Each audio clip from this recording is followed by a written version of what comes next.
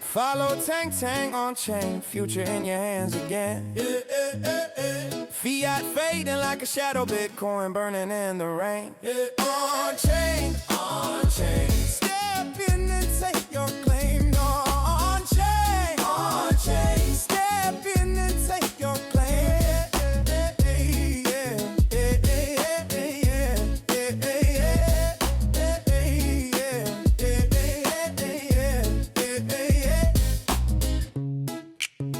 Tang Tang on chain, open the gate。Hello， 大家好，我是唐唐，我是陪大家从一個小白的角度去看加密世界。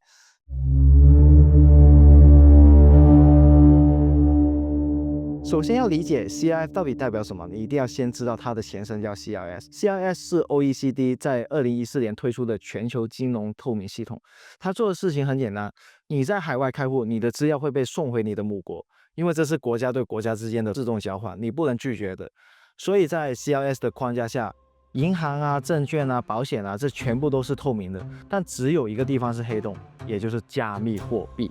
而這個黑洞一直以來都是各國政府非常焦慮的。雖然能看到所有人錢的流向，但就是看不見鏈上那一部分。於是2023年 OECD 推出了 CARF，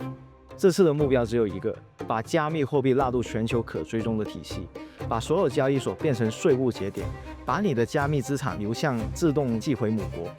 CRS 是查你的銀行， CARF 是查你的加密資產。從這裡開始，加密世界第一次被正式拖進全球監管網。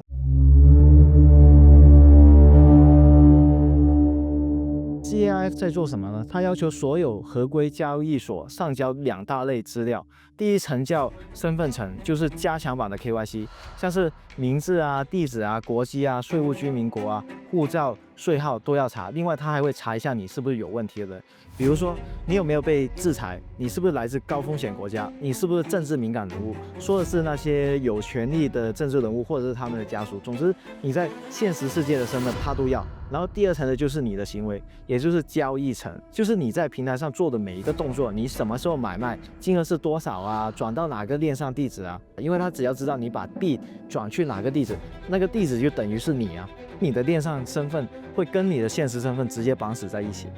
然後呢，這些資料會變成一個年度報告，自動送給各國稅局，各國之間也會同步交換。也就是說，換國家並不能阻擋透明。CARF 第一次讓身份到行為到資產到流向被串成了一張全球共用的地圖，而這張地圖呢，正是政府想了10年的東西。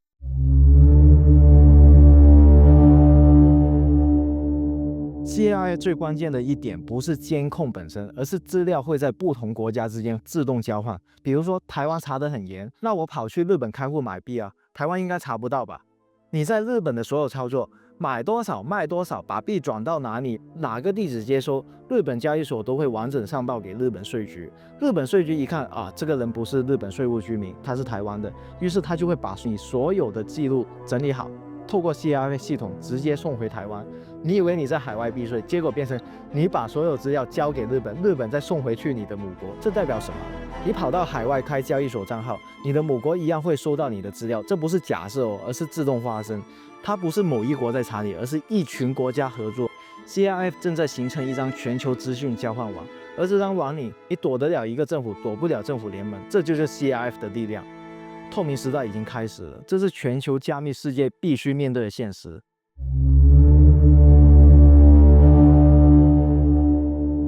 你知道嗎？當我們還在想哪個交易所比較安全，加密貨幣是不是還能匿名的時候，全球其實已經悄悄做出了一個會改變整個加密世界的大決定。而且這不是傳聞，而是 OECD 親自公布的官方文件，連哪一年開始交換資料都寫得非常清楚。也就是說，加密世界從現在開始就是正式倒數。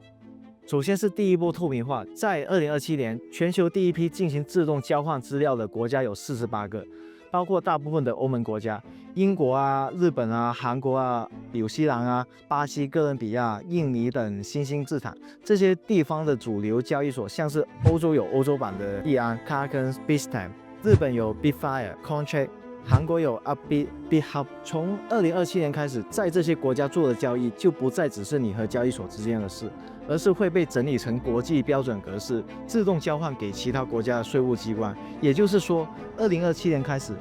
歐洲、日本、韓國這些地方會第一個變透明。接着是第二波透明，在2028年又有27個國家加入交换，這一波幾乎把整一個亞洲和曾經的避稅天堂全部翻轉，包括香港、新加坡、杜拜、瑞士、加拿大、馬來西亞、泰國、菲律賓、肯亞、奈及利亞、巴哈馬、百慕達、塞吉爾等等這些地方的主力交易所，包括香港的 Hashkey、OSL， 新加坡有新加坡版本的 Coinbase、Crypto.com、Bybit。杜拜的中東版幣安 OKX、Bybit， 很多人以前都覺得這些地方比較自由，比較不會被查，但從2028年開始，你在這些國家做的任何一筆加密交易，都會按照 CAIF 的規則自動送回你的母國。在杜拜用幣安，你的資料就會從阿聯酋自動送回到你的母國；在香港用 Hashkey， 就是從香港送回你的母國。這就是為什麼 CAIF 的威力被形容成是全球透明化，因為你在哪裡開戶，在哪裡做 KYC， 你的資料就會從哪個國家送到你的稅務居民國家。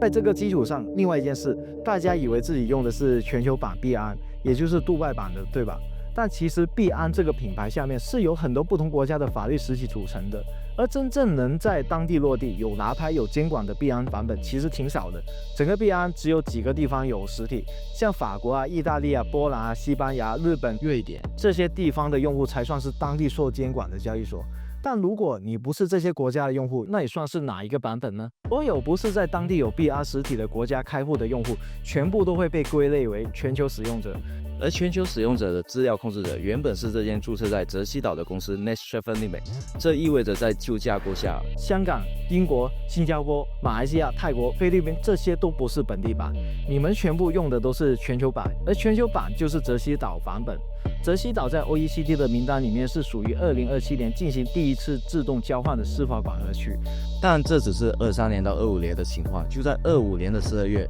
幣安丟出了一顆震撼彈，重新調整了全球版的法律與資料架構。從26年1月5號開始，全球使用者的交易、託管和資料控制權將正式移交給位於阿布扎比全球市場的實體 Next Exchange Limit 以及 Next Clearing and Custody Limit。为什麼這一步極度關鍵呢？因為在 CAIF 的框架下，稅務資料何時被交換，完全取決於該實體所在地的司法管轄區。原本的澤西島是在2027年交換，但現在轉到了 ADGM。ADGM 雖然是金融自由區，但它在稅務合規上遵循的是阿聯酋的步調。根據目前 OECD 的承諾名單，阿聯酋預計要到2028年才會進行第一次的 CAIF 資訊交換。這意味着幣安通過這次的實體搬遷，巧妙地為全球用戶爭取到多1年的緩衝期。現在透過阿布扎比的架構，這個時間點極大概率會被推遲到了2028年。所以不要再以為幣安只是隨便換個公司名字，這背後其實是精準的全球稅務合規博弈。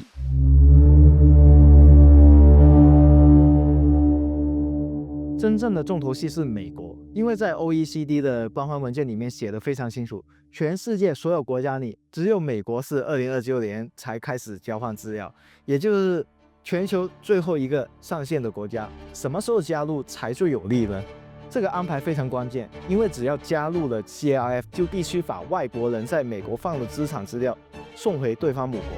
這會讓大量的海外資金第一次被自動曝光。而全球那些正在尋找最後避風港的資金，也會自然的去往美國流啊，因為只要美國還沒進入交換年份，他就完全不用把外國人的加密資產資料送回對方的母國。這代表什麼呢？代表全世界落在美國銀行、美國信託、美國基金，甚至美國交易所的資金，在2029年之前都是不會被交換出去的。而對很多把錢放在美國的富豪來說，這當然是一個非常強烈的提醒啊！越晚透明，富豪就越有時間去重新部署自己的資金，因為外國人的資產就越晚被交換，稅務追上來的時間就越晚。所以美國的選擇不是不加入，也不是提早加入，而是選在所有國家都排好隊，所有時間表都確定之後，壓在最後一刻才加入，拖得越久越有利。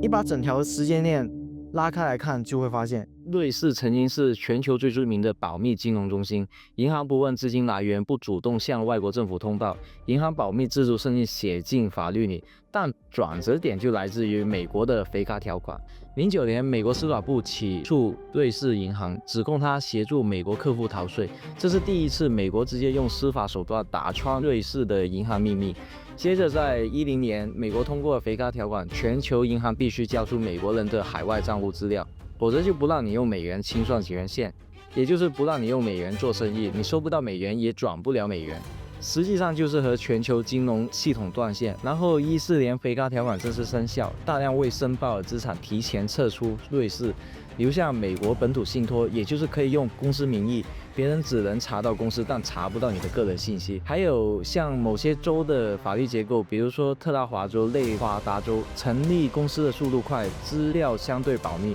還有像是開曼、BVI 等離岸金融中心，這些地方的好處不是免稅這麼簡單，而是法律允許你用公司或信託持有資產，而不是直接寫你名字。对外界來說，這些方法都可以只看到結構，但看不到背後的人。還有像是歐盟 CRS 落地後，第一批透明的被第二批吃掉資金，在那個時期，資金一部分流向美國，一部分流向當時還沒全面交換的新加坡，以及延遲交換的香港。不是說大家反對透明，而是資本討厭當第一個被透明的對象。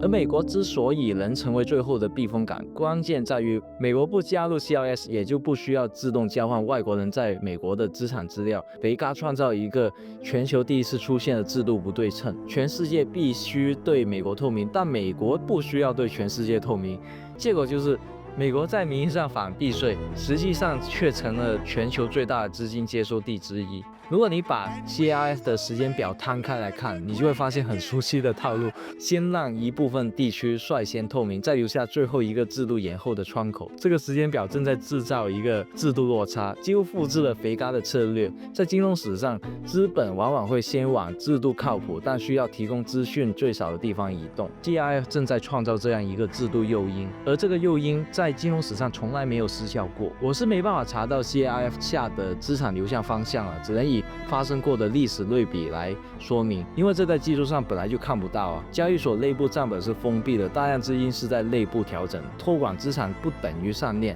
真正的大錢往往會先停在法律結構內，而不是立刻上鏈。所以我們現在只能看到一些間接指標，資金出現一個非常明顯的流向，比如說機構比例上升啊，合規托管資產成長啊，受監管的平台資產集中度提高。你可以想象2025年到2028年這3年，全球會出現一個巨大的資金遷徙潮，從早透明的地區流向晚透明的美國，從 Binance、Bybit、OKX 一路流向 Coinbase， 因為這是制度決定的，不是你喜歡哪個交易所這種主觀態度，而是哪個國家最後才會把資料送出去的客觀現實。這就是美國真正的策略。